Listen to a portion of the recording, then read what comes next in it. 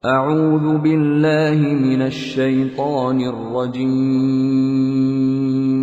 بسم الله الرحمن الرحيم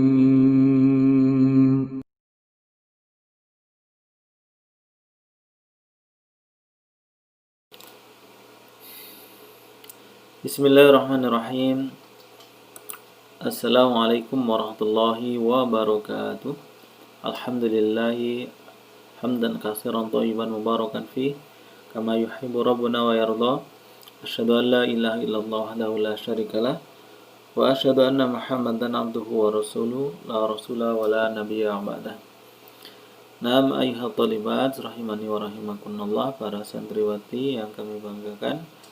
Alhamdulillah, segala puji bagi Allah Subhanahu wa taala yang pada kesempatan kali ini masih mempertemukan kita semuanya, dan semoga kalian semua dan kita semuanya berada dalam lindungan dan rahmat Allah Subhanahu wa taala. Taib, ini adalah sesi yang ke-30 ya. Sesi yang ke-30. Silakan buka, kita lanjutkan hadisnya, yaitu hadis yang ke-40. Baik ya, sebelumnya marilah kita berdoa. Allahumma 'allimna ma yanfa'una wa anfa'na bima 'allamtana wa zidna ilman nafi'ah. Baik ayyuhat thalibat, para santriwati yang kami banggakan, kita buka ya. Dibuka di halaman 78 ya, al-hadis al-arba'un, hadis yang ke-40. Nah, sebelumnya kemarin waktu ada tugas untuk membaca untuk kalimat ini, yaitu istayhibat, ini adalah tulisannya salah harokatnya.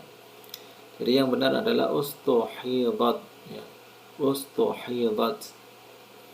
Baik, kita baca. An Aisyah radhiyallahu anha anna umma Habibata ustuhidat sab'a sinin.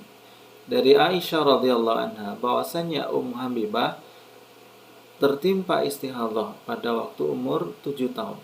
Fasa'alat Rasulullah sallallahu alaihi wasallam an dzalika fa amarha an taghtasil. Maka beliau bertanya kepada Rasulullah tentang hal itu, dan Rasulullah memerintahkannya untuk mandi. Faqala, kemudian beliau menambahkan, hadza irqun. Istihadah ini adalah irqun ya, semacam darah ya, semacam darah. Kalau irqun secara arti adalah keringat, tapi maksudnya di sini adalah suatu pembuluh darah yang keluar. Fakanat taghtasilu likulli salatin, dan beliau Ummu Habibah ini mandi pada setiap mau melaksanakan sholat. Ya, rawal Bukhari wa Muslim. Al-makna al-ijmali, asobat al-istihadah Umma Habibata binta Jahshin radhiyallahu anha sab'a sinin. Ya, telah menimpa Ummu Habibah binti Jahshin pada waktu beliau umur 7 tahun. Fasa'alat an-nabiyya sallallahu alaihi wasallam an kaifiyati at-tuhri min dzalika. Kemudian beliau bertanya kepada Nabi tentang tata cara bersuci dari hal itu. Fa amaraha an taghtasila fa kanat taf'alu dzalika li kulli salatin. Dan beliau memerintahkannya untuk mandi dan melakukan hal itu setiap salat, ya, setiap menjelang salat. Kemudian ikhtilaful ulama, ya, perbedaan para ulama. Ya, ikhtilaful ulama fi ghuslil mustahadhah li kulli salatin. Hal yajib aw la. Ya, para ulama berbeda pendapat dalam masalah mandi istihadah ini setiap waktu mau salat. Apakah hukumnya wajib atau tidak? Fadhaba ba'dhum ila wujubihi. Yang sebagian dari mereka berpendapat dengan wajibnya. Amalan bi ahaditsin waradat bidzalika fi ba'dhi sunan.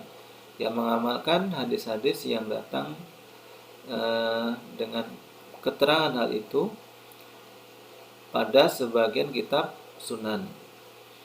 Wa dhahaba al-jumhur minas salaf, dan sebagian dari mereka, ya jumhur dari golongan salaf, wa minhum Ali wa Ibnu Abbas wa Aisyah wal Khalaf, wa minhum al-a'immah Abu Hanifah wa Malik wa Ahmad ila adami wujubihi. Ya, jumhur dari salaf, ya sebagian dari mereka adalah Ali bin Abi Thalib, Ibnu Abbas, Aisyah. Nah, kemudian al-Khalaf ini adalah para ulama yang datang setelahnya, yaitu seperti Abu Hanifah, Malik, Imam Ahmad. Mereka berpendapat tidak wajibnya mandi setiap sholat. Mustadilina bil bara'ah al-asliyah, ya mereka berdalil dengan kaidah al-bara'ah al-asliyah. Ya, al-bara'ah ini maksudnya adalah terlepas, ya terbebas. Al-asliyah itu pada asalnya. Jadi asalnya ya bebas, tidak wajib. Wa huwa annal asla adamu al-wujub. Ya, bahasanya secara asal, hukum asal itu tidak wajib. Wa ajabu an ahaditsil amri bil ghusli annahu laisa fiha syai'un tsabit. Dan mereka menjawab tentang hadis-hadis yang memerintahkan mandi, bahwasanya hal itu di dalamnya tidak ada sesuatu yang tetap, ya. Jadi mereka mengatakan di dalam hadis itu tidak ada suatu hal yang menetapkan. Wa ghuslu ummi Habibah radhiyallahu anha li kulli shalah innama huwa min indiha. Nah, adapun mandinya Ummu Habibah radhiyallahu anha setiap mau sholat itu hanya dilakukan sesuai dengan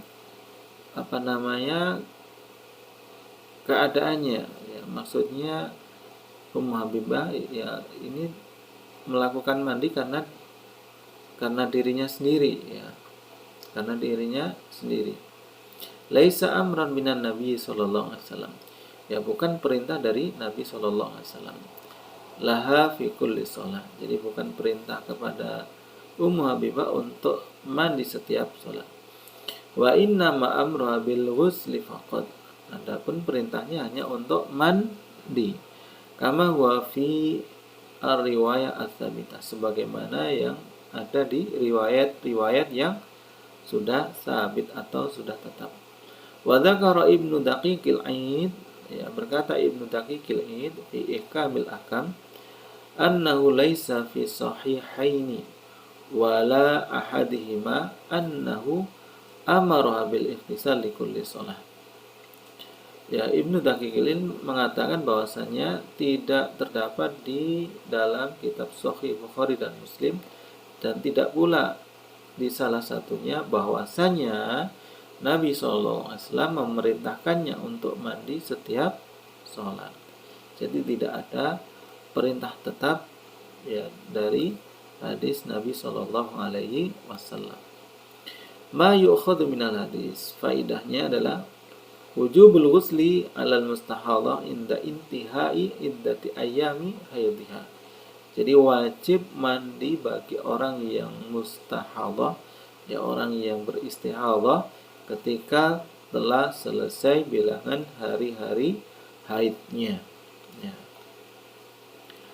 Taib, hadis berikutnya al-hadisul hadi wal arba'un, hadis yang ke-41. An Aisyah radhiyallahu anha qalat, dari Aisyah radhiyallahu anha, beliau berkata, kuntu aghtasilu ana wa Rasulillah sallallahu alaihi wasallam min ina'in wahidin.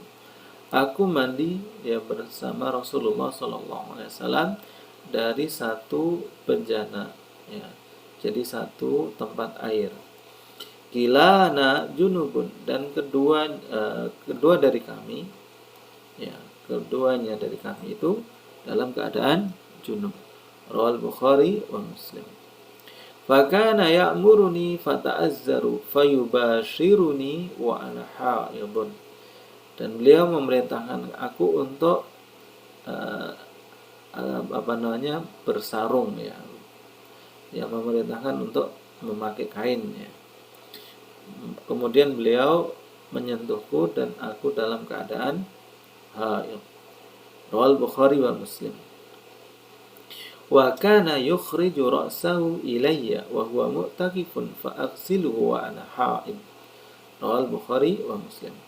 Dan beliau mengeluarkan kepalanya kepadaku padahal beliau dalam keadaan iktikaf.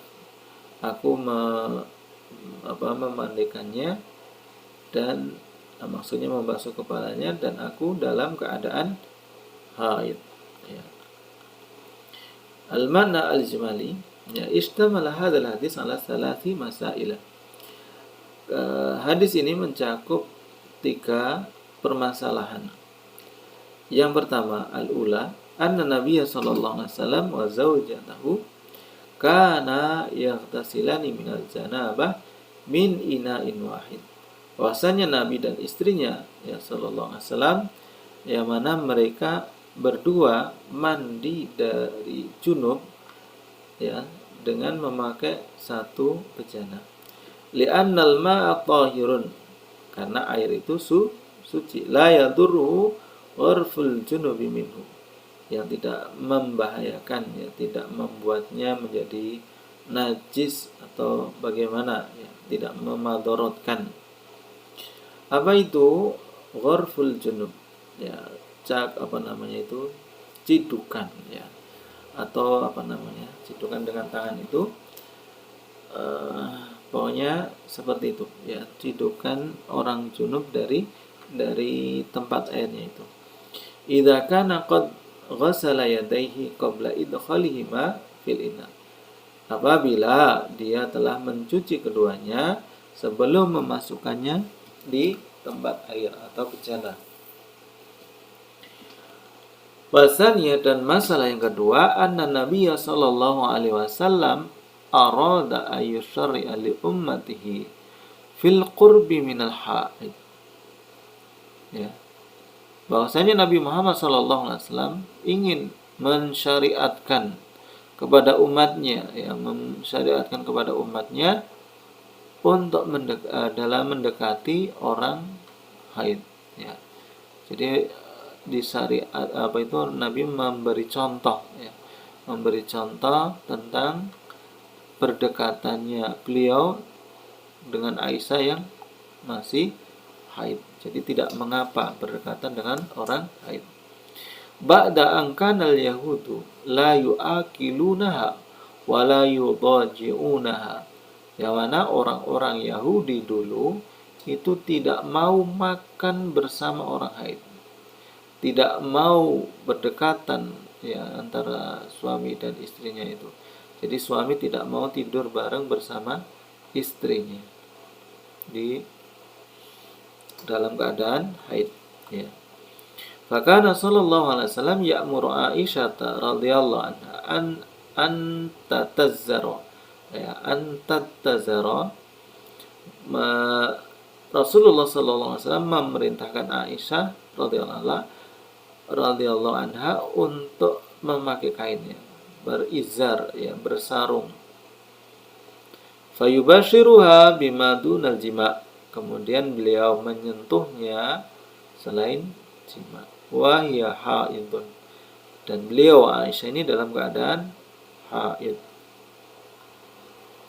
Wasalisa, dan yang ketiga, annal haidha la tadkhulul masjida li alla tulawithuhu, bahwasanya orang yang haid ya tidak boleh masuk masjid, agar dia tidak mengotori masjid ya, ditakutkan tercecer darahnya sehingga membuat masjid itu menjadi najis. Walihada kana Nabi sallallahu alaihi wasallam yakhruju ilaiha fi baitiha Walihada kana Nabi sallallahu alaihi wasallam yukhriju ilaiha fi baitiha ra'sahu wa huwa fil masjid fataghsilhu. Maka dari ini Nabi sallallahu alaihi wasallam mengeluarkan kepala kepadanya yang beliau Aisyah ini di dalam rumahnya.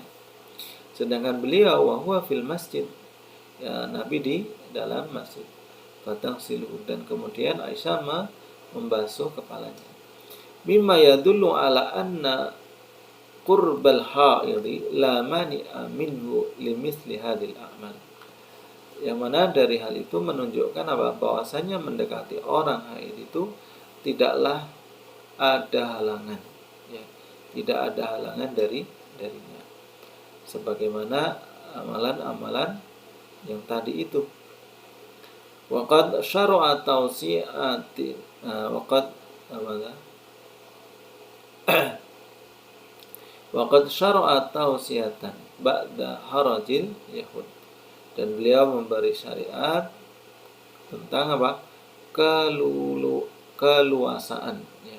Keluasaan atau kelonggaran, ya, memberikan kelonggaran setelah orang-orang Yahudi itu, ya, memberi kesulitan, ya. Orang-orang Yahudi dulu itu tidak mau makan berdekatan dengan orang haid, tidak mau tidur bareng bersama istri-istrinya yang haid. Maka Islam sebagai penyempurna datang memberikan kemudahan. Jadi orang yang haid itu tidak mengapa kalau kita makan bareng, bersentuhan, berdekatan, ya kan? Ya, berbeda dengan orang Yahudi. Tsumma ma yukhadhu minal hadis, faedah dari hadis ini, al-awwal jawazu ikhtisalil junubaini min ina'in wahidin. Bolehnya mandi dua orang junub dari satu tempat air atau bejana. Tsumma asani jawazu mubasyaratil haid fi madunal farji. Bahwasanya boleh menyentuh wanita yang haid selagi tidak di farjinya. Wa anna badanaha tahirun, bahwasanya badannya itu suci. Lam tuhillu fihi najasatu bihaidiha. Lam yang mana belum hilang, ya, najis haidnya itu. Jadi belum hilang. Jadi ketika masih haid. Tsumma asal istihbabu lubsiha al-izar waqtal mubasyarah. Ya, disukainya untuk memakai kain ketika dalam bersentuhan dengan suaminya itu. Tsumma rabi ittikhadul asbab al-mani'a min al-wuqu'i fil muharram. Hendaklah mengambil sebab yang bisa mencegah dari terjatuhnya dalam perkara yang dilarang. Jadi Aisyah memakai kain, ya, agar tidak sampai pada hal yang diharamkan. Summa al-khamis man udkhulil haidhi al-masjidah. Ya, dilarang masuknya wanita yang haid ke masjid. Summa asadis ibahatu mubasyaratiha al-asya'a radbatan aw yabisatan. Ya, bolehnya seorang wanita menyentuh sesuatu yang basah ataupun yang kering. Wa min dzalika ghuslu syi'ri wa tarjilihi. Dan contohnya adalah membasuh rambut dan juga menyela-nyelanya. Kemudian as-sabi yang ketujuh, annal mu'taqifa, bahwasanya orang yang beriktikaf, idza akhraja ra'sahu minal masjid la yu'addu kharijan minhu. Bahwasanya seorang mu'takif yang mengeluarkan kepalanya dari masjid itu tidak terhitung sebagai orang yang keluar dari masjid. Wa yuqasu alaihi ghairuhu minal a'dha. Dan dikiaskan terhadap kepala itu, ya, selainnya, yaitu dari anggota badan, ya, contoh tangan atau kaki. idza lam yukhrij jami'a badanahu. Selama dia belum mengeluarkan seluruh badannya. Jadi boleh ya mengeluarkan dan tidak membatalkan iktikafnya ya apabila hanya cuman satu anggota badannya. Taib ayuhat talibat, para santriwati yang kami banggakan, demikianlah sesi yang ke-30. Ya, semoga bisa dipahami dan bisa memberi manfaat kepada kita semuanya. Ya, ini terlebih pelajaran yang isinya berhubungan dengan kewanitaan. Semoga kalian bisa mengamalkannya dengan baik sesuai dengan tuntutan yang sudah ada ini. Taib, marilah kita tutup dengan doa kafaratul majlis. Subhanakallahumma wa bihamdika asyhadu an la ilaha illa anta astaghfiruka wa atubu ilaik. Akhiru kalam, assalamualaikum warahmatullahi wabarakatuh.